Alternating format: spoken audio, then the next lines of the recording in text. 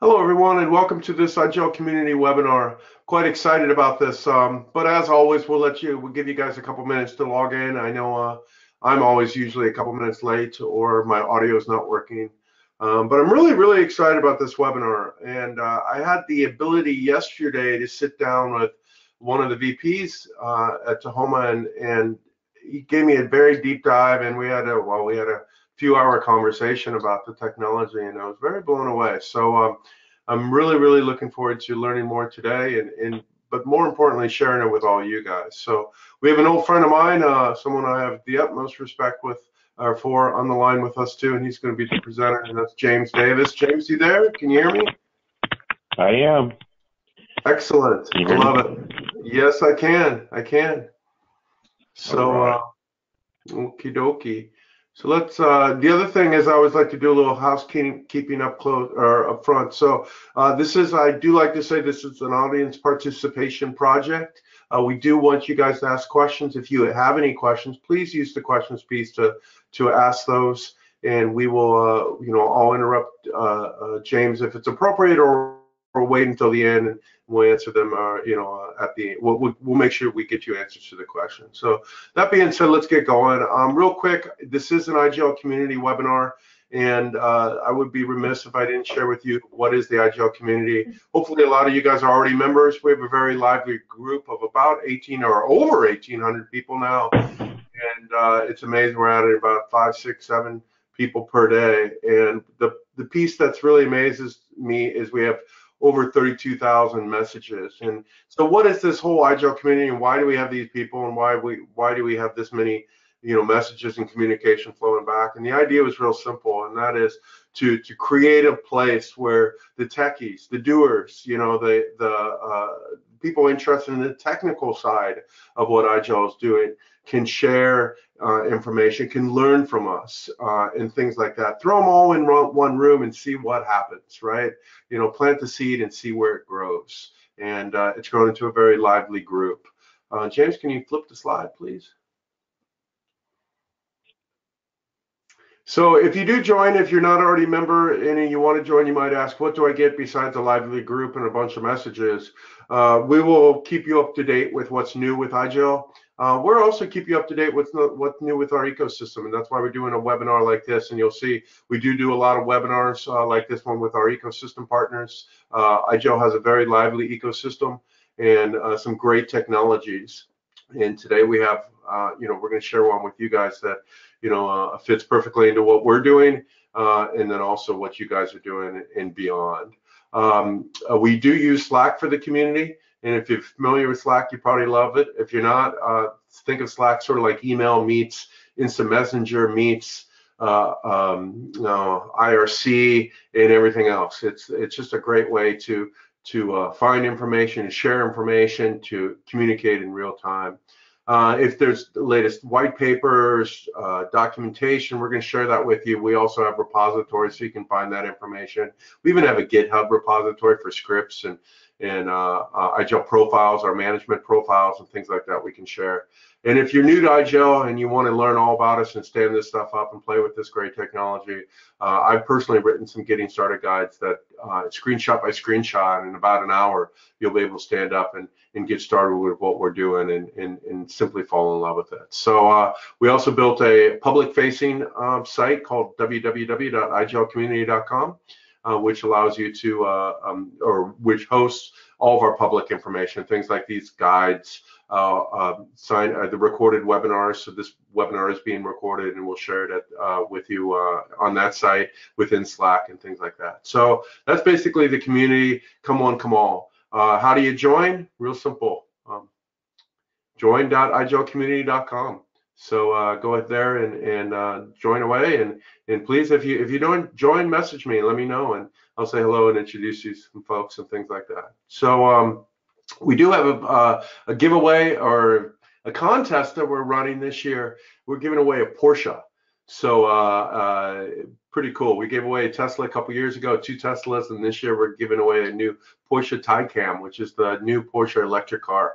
And we'll talk about that at the very end of the webinar. I'll give you a code to sign up for it, so you have to pay attention. But I think you very much you should. Like I said, I met these guys. Well, I've known them for a while, of course. But I really got a deep dive yesterday. I was so blown away. So with no further ado, let me turn this thing over to Jaymes Davis. And Jaymes, you ready? I am. Thank you, Doug. Perfect. Thank you. Always good talking with you. And then real quick, guys, real quick, please, if you have any questions, use the questions piece to go to webinar, and I'll make sure you get the answer. So Jaymes, it's all yours, buddy. No problem. Yeah, absolutely. We definitely will answer any questions either now or after the webinar if you find some content that you're looking at specifically. My name is Jaymes Davis. I'm the speaker for this particular webinar, talking towards some IT supply security, IT service supply chain security.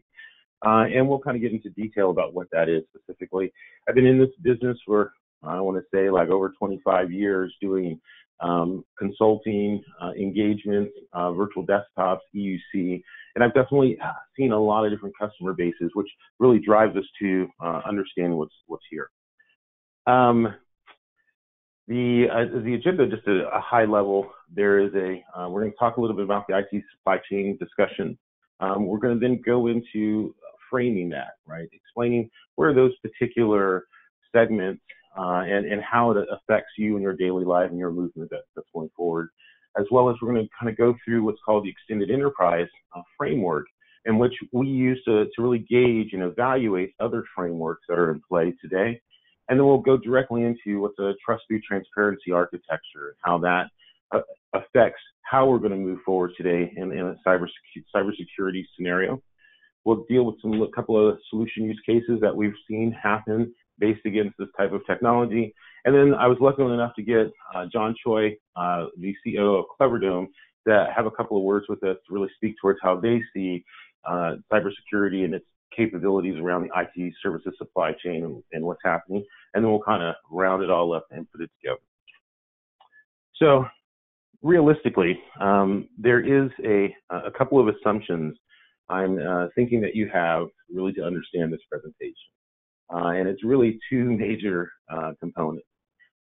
Everybody's been on the internet and everyone's used an elevator, because both of those two major functions are integrated in today's businesses like nobody else would imagine.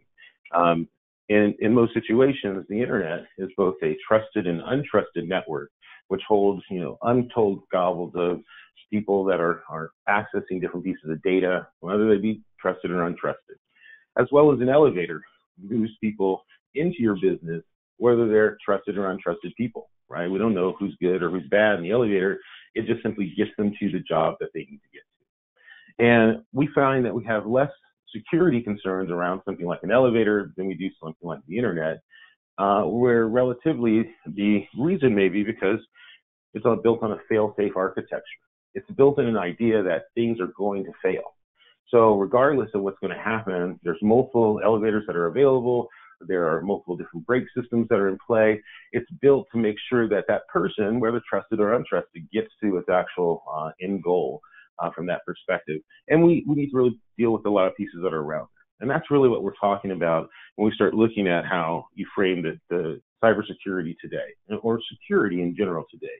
And I think that framing it from just security without understanding compliance really puts us into some of those type of areas where we're more leery of the internet and leery of people who are going to provide insider threat capability.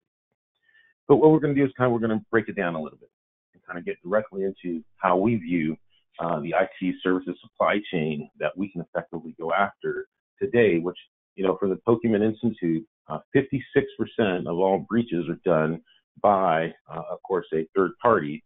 And then, of course, the other portion is done by an insider threat that, of course, is a known unwitting character who's helping out without recourse or without complicity, but trying to do the right thing in most situations.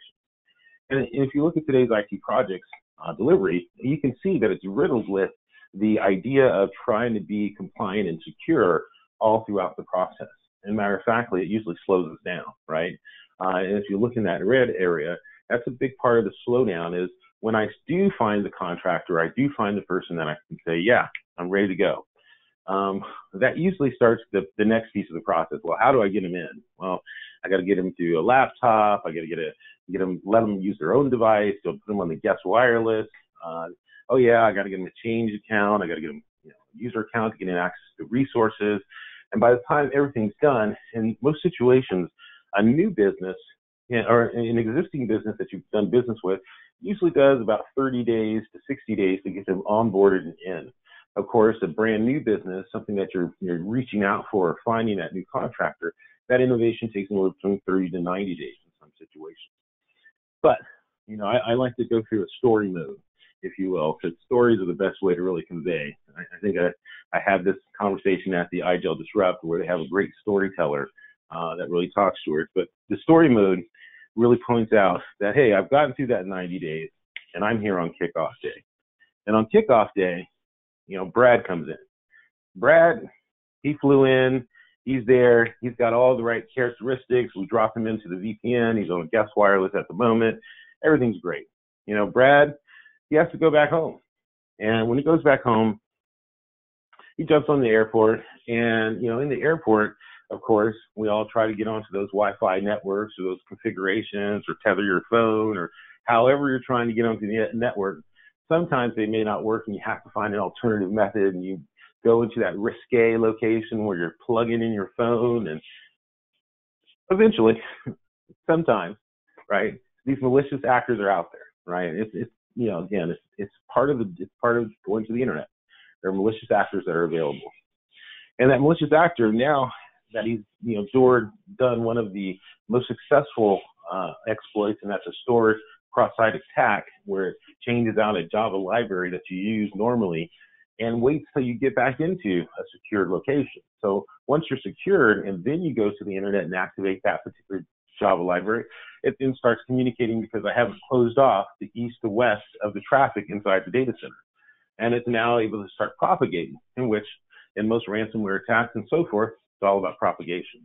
So understanding security from an inevitability perspective is one of the major constructs of having to figure out how do I contain this particular problem or put this into, frame it in a way that's set. Sometimes somebody's like, I don't use a VPN, I use a jump box. That's how I get in.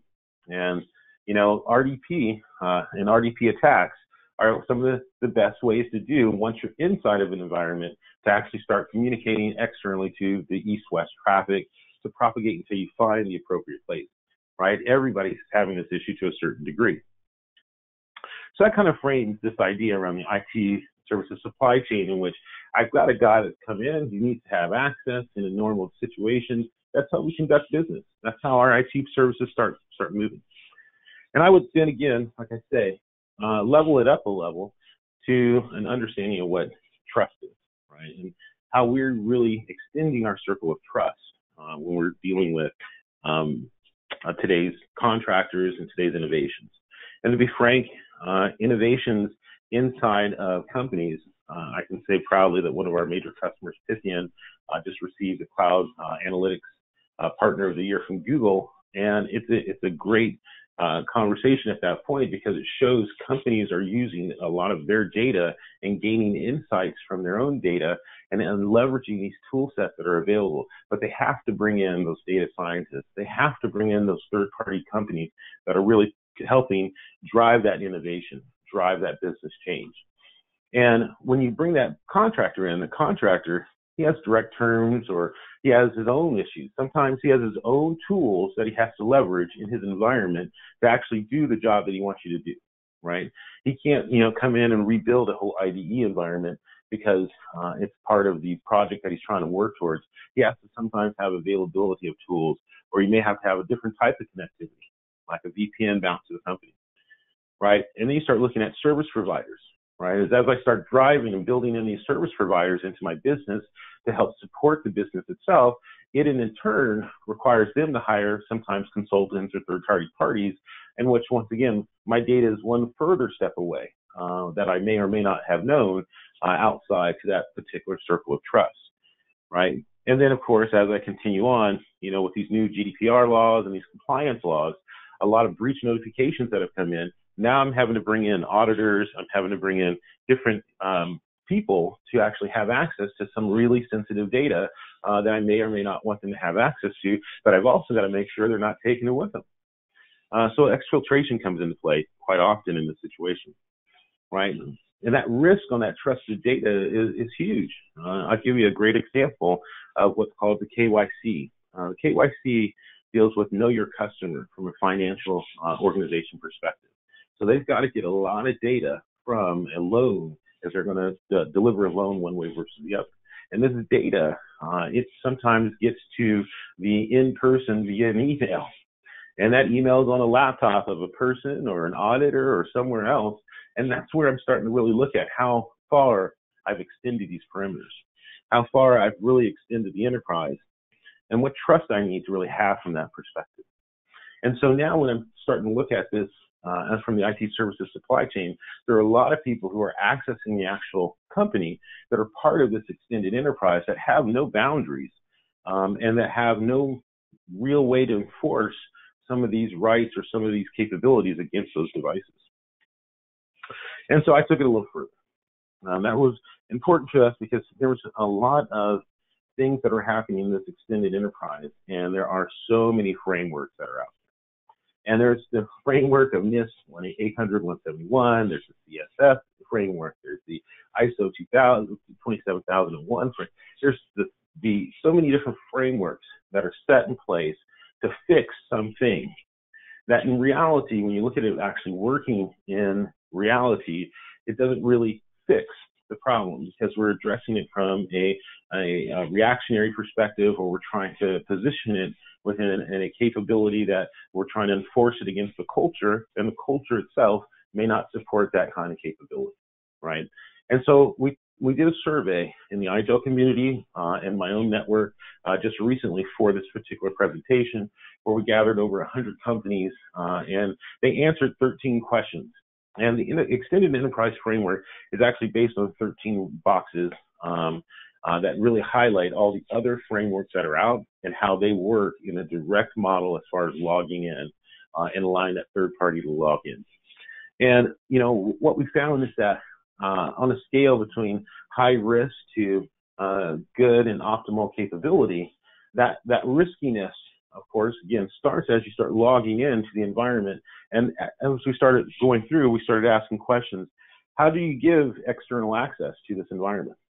As you see, a large subset are handing out laptops, giving corporate laptop access. A good portion are using some IGEL thin clients in play.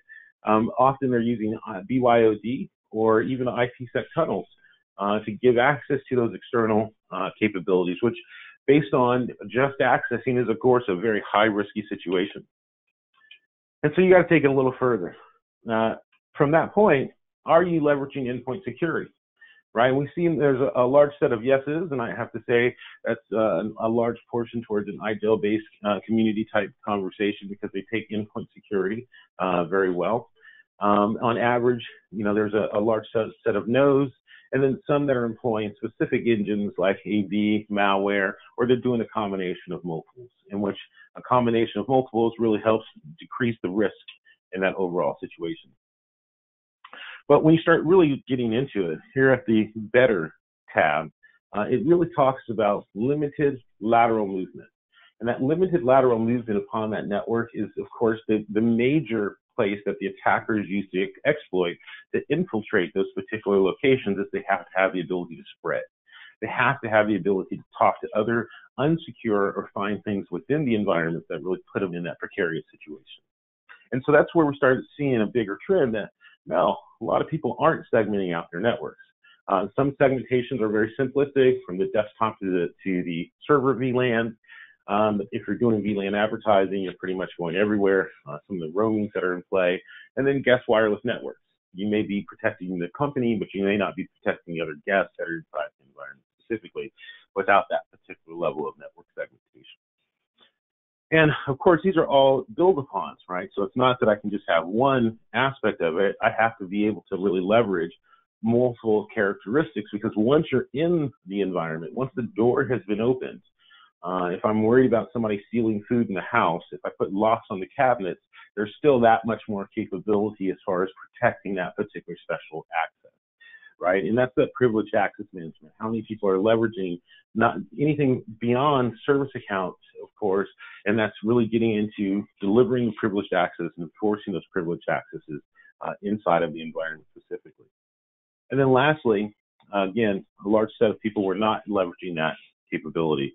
But lastly is when you start getting into SIEM, or a lot of the analytics around your infrastructure, the analytics that are happening because of machine language, the pieces around the log scripting and so forth.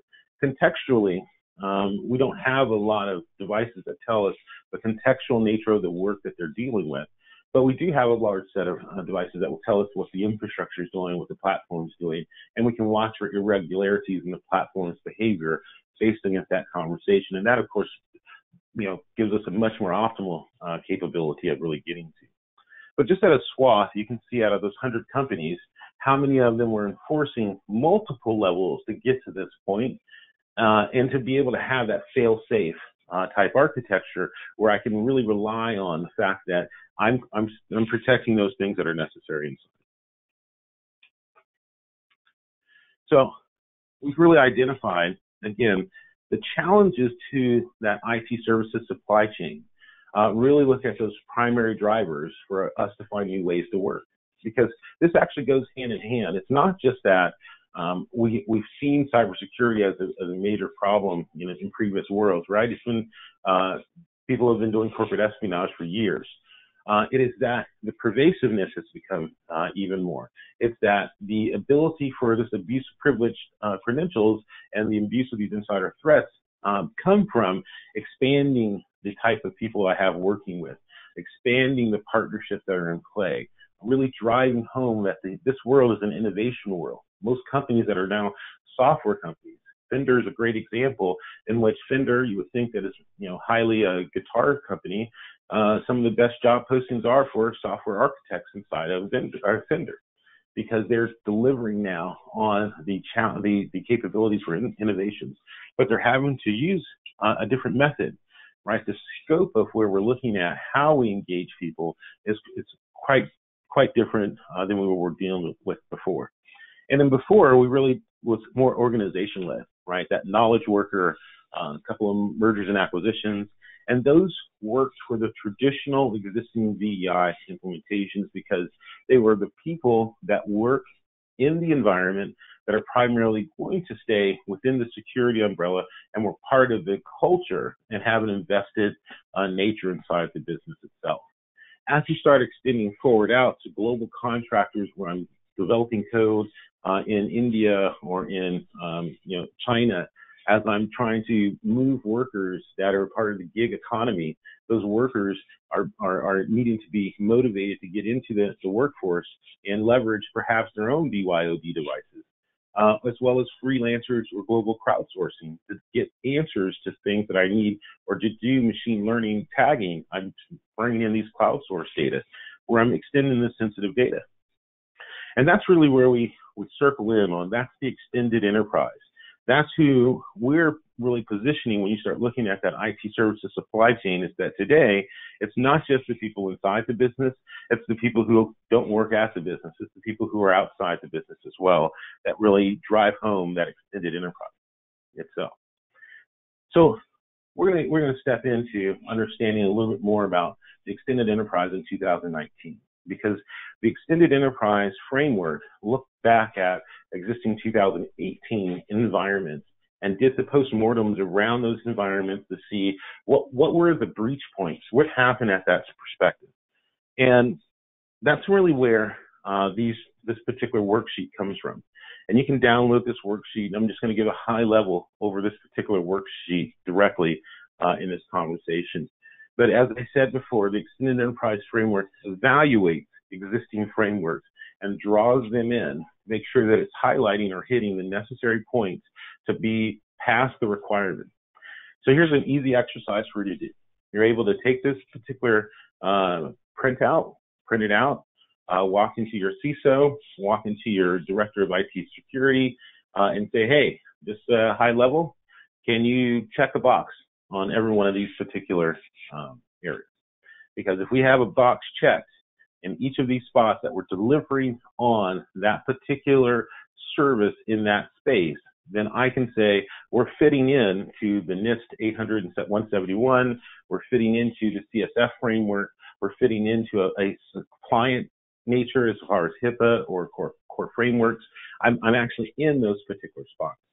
As you start looking at this particular worksheet, we've also put great examples in so that you can have an understanding of what that means to have a checkbox in that particular area.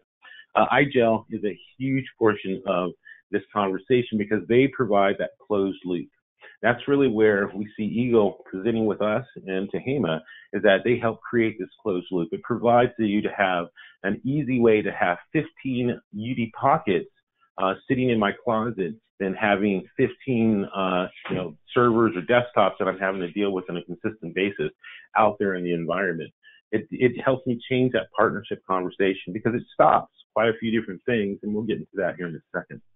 But taking this particular framework and you start using it again to evaluate both different frameworks and evaluate different technology and the technology stacks in those frameworks. And we'll get into that specifically. But if you don't have a box checked in that particular area, it really starts helping you understand that that vulnerability can be exploited. And that vulnerability being exploited, and this particular part of the framework shows how that vulnerability could be exploited in that particular situation. So if I'm going through here and I find that I don't have OS workspace security, meaning if I'm using a Citrix environment and I've logged on and I've gotten access to a virtual desktop in there and trying to connect in, I'm still able to hit the AD servers, I'm still able to hit the SQL servers because those are required from the Citrix servers to have access to, so they have to communicate to them. So there's the ability to propagate just within that east-west conversation there. And so I've got to have security around that session desktop. So me just delivering out Citrix as a way to get in doesn't necessarily convey that same capability, as well as you have to deal with a lot of different characteristics to close those doors that are in there specifically, as well as segmented networks that you start seeing APTs or advanced persistent threats that have gotten into the environment that are currently still monitoring or managing. If you've never been out into the dark web, you can definitely find that you can buy accounts in most of the major corporations for a pennies on the dollar conversation because they exist and the way to get in exists from that point. So just as a high level of the example, you can take this framework and evaluate other technologies. In this situation, this is an evaluation of the Citrix Virtual Apps and Desktop Edition of today's environment. You can download this directly off the same site.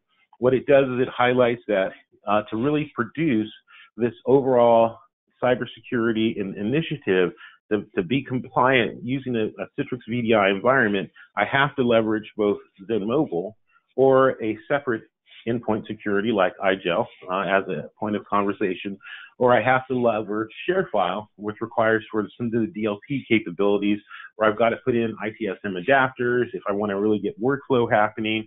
But more importantly, it also highlights areas that aren't covered by them in any way, shape, or form, which again goes back to the OS workspace security, privileged access management, and you start looking at some of the limited capability I get when I talk about session visibility.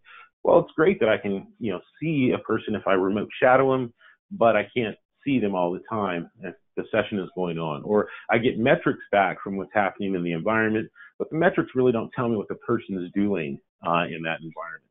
So checkboxing the session visibility, there are varying levels between those particular conversations. And that's where we start highlighting it inside of EFF. And over the course of every month, we're bringing in different technologies and evaluating. The next one up is going to be Zscaler, just at a point conversation. Now, last part towards this framework. Again, as you have these 13 boxes out of the worksheet, this allows you to then take the last piece of that worksheet and see over last year, in 2018, we took the heaviest breaches that were in play for 2018, and we looked through the postmortems of those particular breaches, and we found in those spots that these companies, they were breached because they did not have one of these boxes checked. And in those particular boxes, we start listing those particular companies so that you can clearly state and see that, hey, I may not have that, but also did Air Canada or Fortnite when it was hit, or Uber when it was hit, or any of these particular, and these are just, again, last year's capabilities. So you start seeing a lot of shoring up of these companies because they are also a large 24% of small to medium businesses are also targeted, because if you're collecting data, you are a target. How you collect that data, how you use that data, that's when you start really becoming a target. And so again, this gives you that last bit of it, that if I've gone through the worksheet, I've checked the boxes to see I don't have something in this particular box, this is where I can say that we can be breached at, because I can also see the exploit that can actually be breached based against our vulnerability. And so again, we'll take any questions around that at the end, or if you want to be part of more of the community, we have, you can download your own worksheet so that you can go through this particular process at info.tehama.io, the extended enterprise, so that you can actually go through and check this out yourself.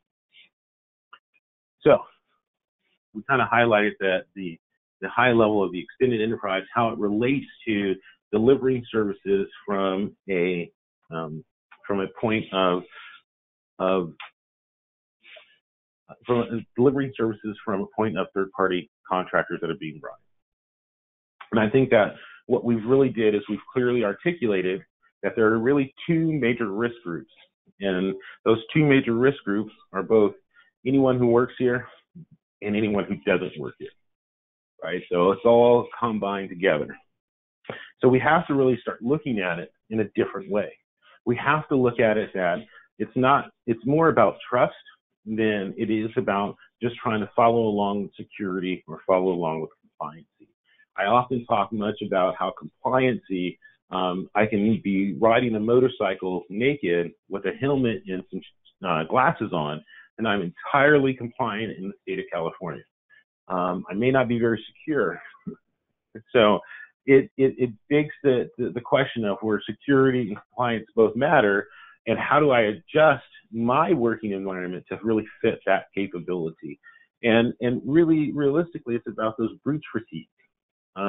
That breach fatigue is what I'm seeing on the news every day, that somebody's getting breached one way versus the other. And it's like, man, you didn't have this. And you find, again, from the EEF, there are multiple areas that the companies are striving to fix in all those spots. They may have a box checked in all 13 of them, or all 11 of them, or 11 of them versus 13 of them. And those two boxes are how they're going to get in. So it's really an important understanding of how do I adjust to that statement. Well, a large part is the surveillance, right? It's understanding that I can bring a person in and watch what they're doing and make sure that they understand that they're being watched from that perspective, and that computer-mediated transparency changes the conversation quite a bit. And so to really express what I'm talking about, that's where Tehama really comes into play. Tehama itself is a technology that's based on delivering service delivery work on a platform. And so I'm just going to give you a high level of how Tehama works so that we can then start really looking at how it will work in practice. So Tehama itself, I'm going to go left to right in this situation. We deliver a segmentation gateway to the corporation or the corporate end. So instead of a VPN or instead of a firewall with open ports, it is instead a gateway that is a virtual appliance, the container. It's a virtual machine that sits inside the corporate perimeter, and it talks outbound only to our secured perimeter room that sits in the cloud. In that secured perimeter room, you have the ability to spin up virtual desktops. And in those virtual desktops, they take access and they take capability to the services that are delivered within the room. And those are part of that room feature box that you see there. Inside of that room, every desktop itself is actually whitelisted if you will, with a resource that's available to them over in the corporate network. So instead of any east-west traffic, the desktop itself communicates directly with the resource through the gateway as if it is communicating on that network itself. And it cannot see any other particular piece, so no east-west traffic, and of course no north-south traffic is being affected in this situation. And all traffic is ingress and egress across the gateway itself as well. And so we do both Windows and Linux devices inside of the room itself. Those desktops are recorded so that at every point when the person is accessing the environment, you have a record of recording that's happening inside of that environment. More importantly, you have an activity stream. That activity stream is what is driving some of the key capabilities around the context of work that's happening within the room itself. And so in that area, we can apply policies, we can really add and advocate and build out both privileged access management using our secret vault inside of the room so that you no longer have to deliver passwords directly to the end user. You can instead instantiate those passwords and those capabilities within the room itself. And as well, you can build whitelisted firewall rules that allow that particular desktop in that room to access resources that are on the other side. One of our best parts of this is that we can leverage IGEL to actually connect and communicate into this piece. One of Craig, Doug was talking about Craig earlier. Craig, he loves to go to his Toyota dealership and stick his IGEL and his key ring right into that machine and connect directly to a secured, safe environment, bypassing any particular malware or permissions or creations that may be upon that machine by the other 10 people who used it before, as well as he's no longer leaving any data whatsoever at that spot in that room. So that's how the technology itself works to connect the environment and really push it forward from there. We leverage a Terra DC or PC over IP protocol to communicate to the actual IGEL devices, thin clients, Mac, Linux, any of the particular endpoints that want to communicate to the room. So it's very easy to start up and bring your global workforce in a matter of minutes. And that's what we want to do is we want to simplify an ability to basically provide that person to get on and be a trusted scenario. So it's no longer an untrusted or trusted person. It is a trusted person that comes upon the platform that's in there to do work based against the things that you've given them access to. It has tools for deep forensics and auditing for compliances, but it's more importantly, it's a ready to work environment. So instead of having to wait to send out a laptop, instead of having to figure out whether I got to give him user accounts and passwords, I can bring that particular person into the environment, let them leverage the things that are in play, and monitor the situation so that at any point I can cut access if necessary to really bring that into the full piece. This infrastructure is all spin up and spin down infrastructure. So it's all utility based from that piece of the model. And just in a high example, you can deploy a global team from Canada, India, and Brazil in a matter of minutes. This is an example of how we pulled them together on a specific project. That project was brought together over the couple of months, September, October, November, December, and then that whole environment was spun down because the project was over. And so instead of having lingering resources or lingering infrastructure that I may have to repurpose or bring into bear or have to deal with service support monitoring and so forth, those things are no longer part of the equation of the business outcome that I'm trying to achieve by delivering this service through a company like Tehama or transparent architecture. So we're going to get a little bit into, of course, there's a lot to really talk about, but at a high level, this is an architectural point of a Tehama room. As you can see, the corporate network is where the gateway is sitting in this particular situation. And it is segmented and it talks outbound only to the room in a connection filtered request at 22. And it's only talks to the web UI at 443. It communicates externally to the internet only based against the ports that are available to you. Hence why, if I wanted to let the desktop talk on the internet, I could give it access only to 80 and 443, thereby reducing the overall risk of additional FTP services, different HTML5 sources, those type of scenarios based against utilizing that desktop in that way. And so what we did is we wanted to highlight a key person here. I'm sure everybody knows Jeff. Jeff, of course, would have an IGEL device. He would come in, and as he needs access to the production environment, he would basically get an immediate two-factor authentication that says, hey, who am I? Let me have my authentication string that's necessary.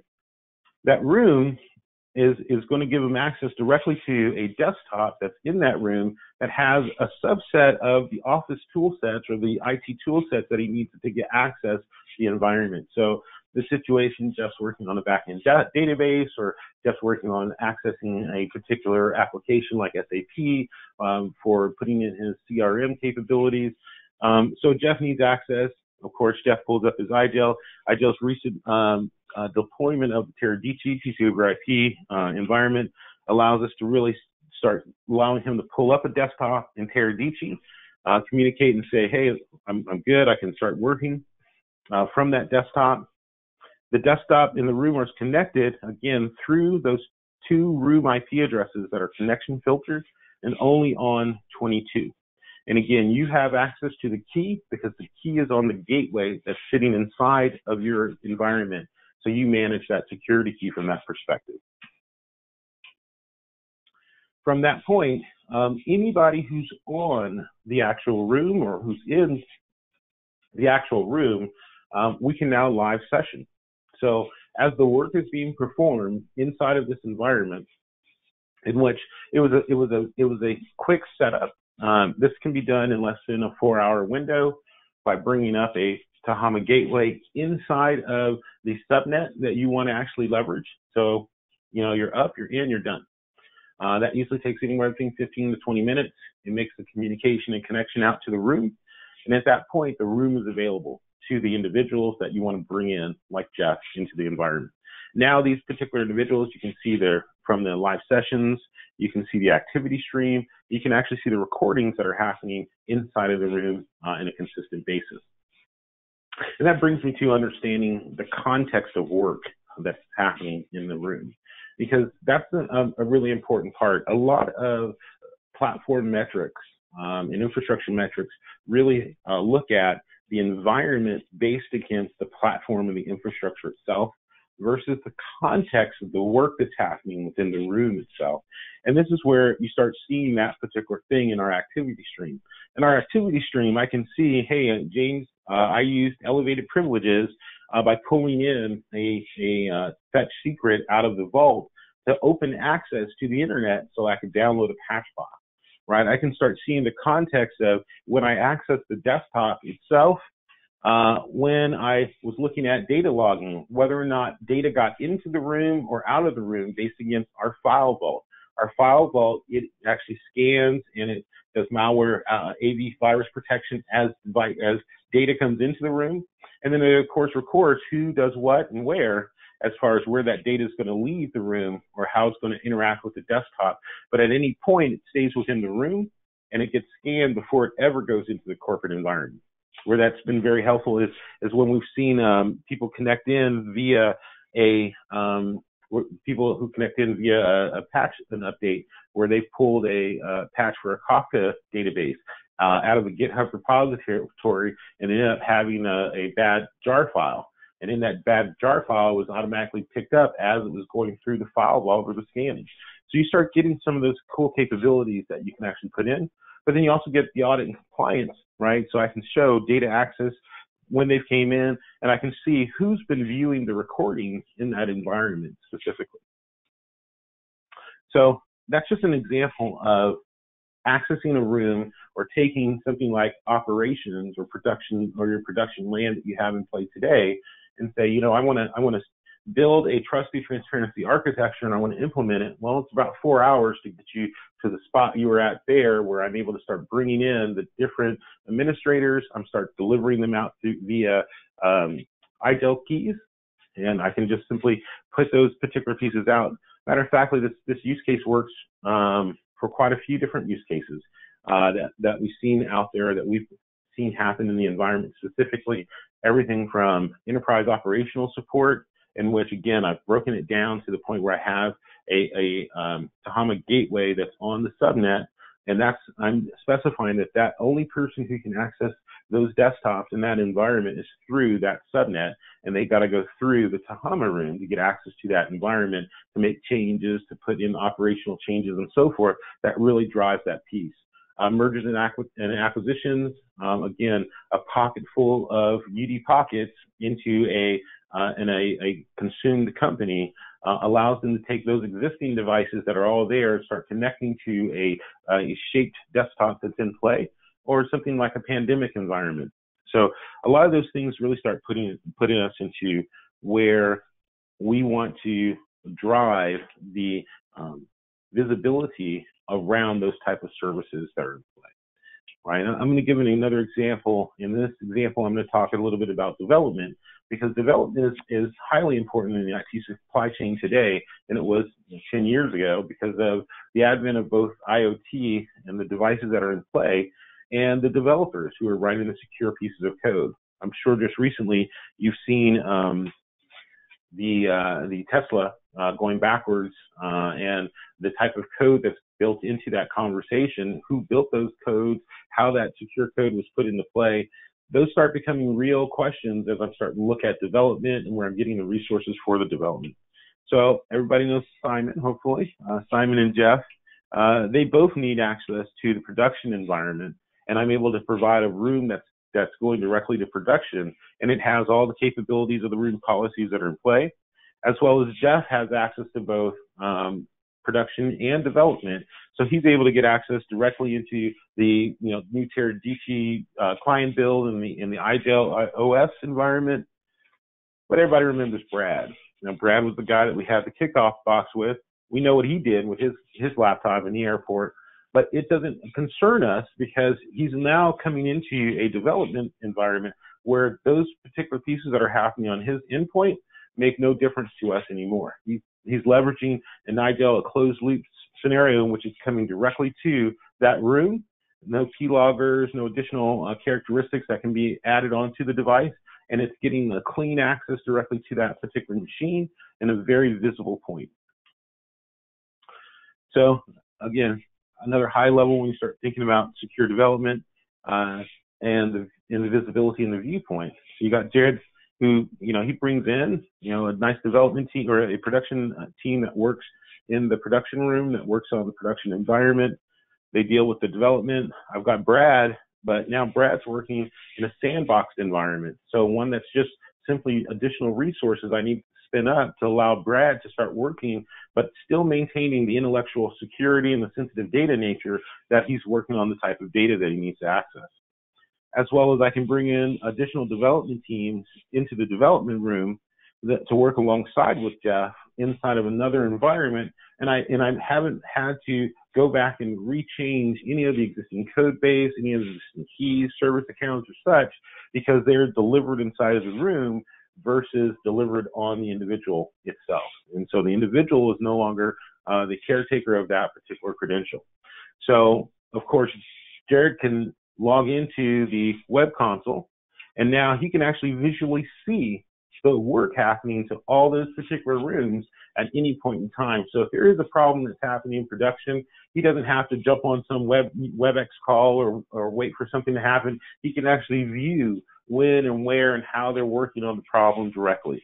Or if they're wanting to see it in development, and you can actually back in to those particular conversations through root cause analysis without having to deal directly with the person who's working on the environment. I can query the environment and really push that forward there.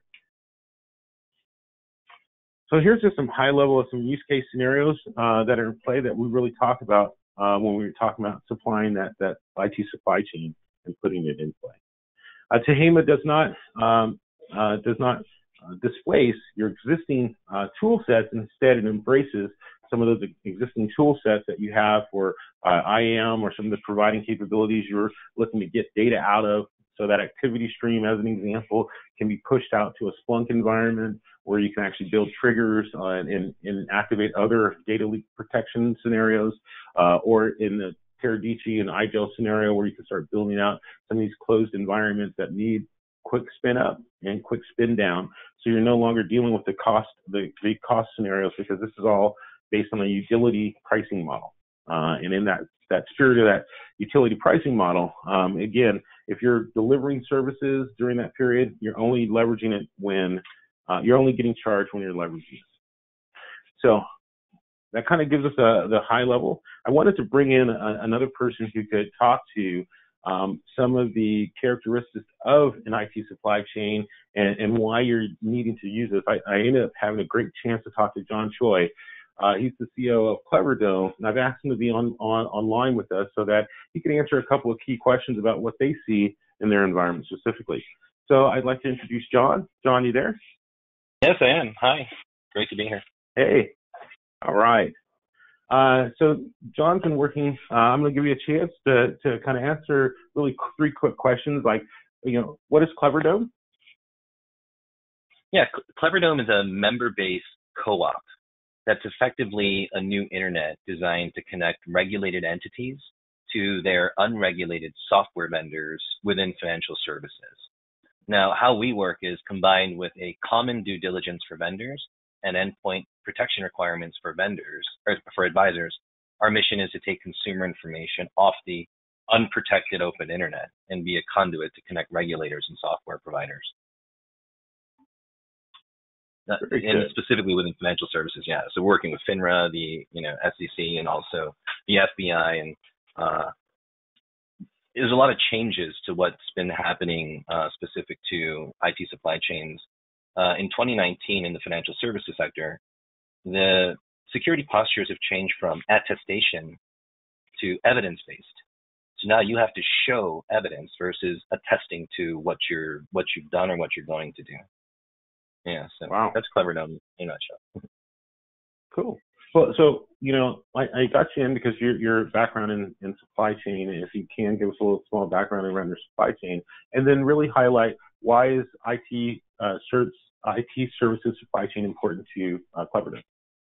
Yeah, and this is a really great question, and why someone in supply chain is even on this call.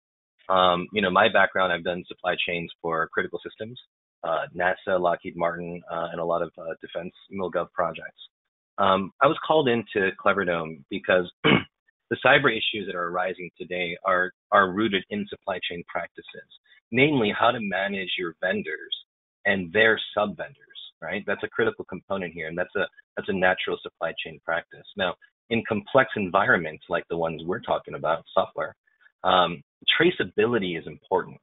Now, what CleverDome is focusing on is creating an insurable internet, or a new form of cyber insurance. And as we're peeling back the risk assessments of what a supply chain is supposed to mitigate, it's really bad, right? So there's no traceability for the developers, and for a lot of reasons, access. This is a genuine level of risk, and I have an AWS instance. It isn't good enough as your gap analysis shows. So that's a little bit about my background and why it applies. I am a supply chain hammer, so everything looks like a supply chain nail, but it does apply in this case. Cool. And if I can, you're using Tehama currently now to deliver to some CleverDome. Can you kind of talk about that? Yeah, happy to. Tehama allows us to gain like a traceability, right? Now, in the insurance game for risk, it's all about traceability. What Tehama allows us to do is to gain traceability down to the individual developer, right? Using that secure room. So what we've been able to do is reassess the risk. Now, we can now bring on more third-party developers and make them carry their own form of insurance. And that insurance has to do with potential breaches related to their activities, thus mitigating our insurance requirements or lowering our insurance premiums. This has been proven, by the way. CleverDome and about 1,400 advisors currently have received lower rates on their insurance based on how we've structured the use of Tehama rooms in combination with CleverDome. As I mentioned, like before 2019, the financial services sector had a lot of bark and no bite. And this year, it's the other way around. There's very little bark and a ton of bite. So we've had firms already close based on fines, based on access management issues, based on bad actors. And with this evidence-based compliance posture you must have today, the Tehama room combined with the IGEL products for endpoint management is a fantastic solution to show the evidence, right? That way the FBI works for you and with you during a breach instead of against you, right? So yeah, Tehama's been fantastic in, giving us that traceability, allowing, overseas DevOps, third-party vendors, certain sub-vendors of them to all operate with full traceability. Enough so to get insurance. So we're a huge fan of it. We believe this is the future. Thank you. Thank you, John. That's really helpful because I think, again, it's one of those things when compliance and security do matter. Doing it yourself, right? It puts a lot of different, no standards are in the way. It's a high risk situation. And even really pushing it to both corporate VDI or to cloud desktops, those still provide different platforms, different cost structures, different capabilities, and may not fill all 13 of those boxes versus delivering from a service that actually has that piece. And I think, right. combined with IGEL, that really helps develop a really clear message on better security, instant access, and cost efficiency. Yeah, I mean, thank you the for endpoint is jumping in. Yeah, no problem. It's one comment. Like the endpoint is really where all the potential breaches can happen. So this, considering that there is an endpoint protection, vector to this approach, but then all the gaps internally, a lot of people are unaware of their cyber posture, and by the time they're aware, it's usually based on a breach and it's too late. So, yeah, we're a big fan, and thanks for having me here today. Hey, thank you. So I want to make sure I conclude. I think we're right on our time schedule. Doug, thank you for getting us in the right spot. I think your code. Yeah, you bet. Guys, that was absolutely wonderful. Thank you both for taking the time to do this. And I love how you, worked in IGEL too. I think that we have a great relationship with what you guys, and I think that all of our customers can benefit from what you guys are doing around security and what have you. So, and everything you talked about, right? I mean, to me, it's almost mind blowing what you guys can do. So there's so many use cases. It's incredible, right?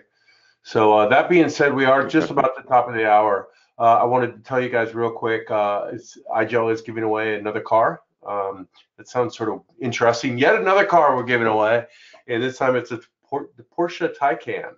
And you might ask yourself, why are we giving away a car? And if you're an IGEL customer, I think you already know this. If you're an IGEL consultant, you definitely know this. If you're not, if you're new to us, IGEL is a lot like are these cars, these electric cars that are coming out today, be it the Tesla or the Porsche or what have you. They're computers is what they are at the end of the day. And what's neat about that is that they're just run through software. And so it's sort of this idea that it's a software-defined engine that sort of, I like to say, they get better without buying new. So I give you a couple of examples. I'll use the Tesla because I know this one, Porsche is yet to come out, and by the time it's out, we'll have it for you, right? But the Tesla, if you bought one a few years ago, today it's actually faster than you originally bought it, and there's no car that's ever been like that. Most cars get a little bit slower and chunkier and sluggish and what have you. Where because it's a computer, the engineers can figure out, hey, how can we get more juice out of this thing? How can we optimize and maybe get better, make it faster and also make it more efficient, right? So you get more kilometers per hour or more miles per hour out of that same charge. And they can do that in real time over the air without the user, the driver, even knowing. And that's sort of the IGEL story. That is the IGEL story. Our devices get better without buying new. We can do things in real time. And if you're familiar with IGEL, you know this. If not, please check us out. Join the IGEL community, join.igelcommunity.com, and join one of our webinars that's more specific to IGEL.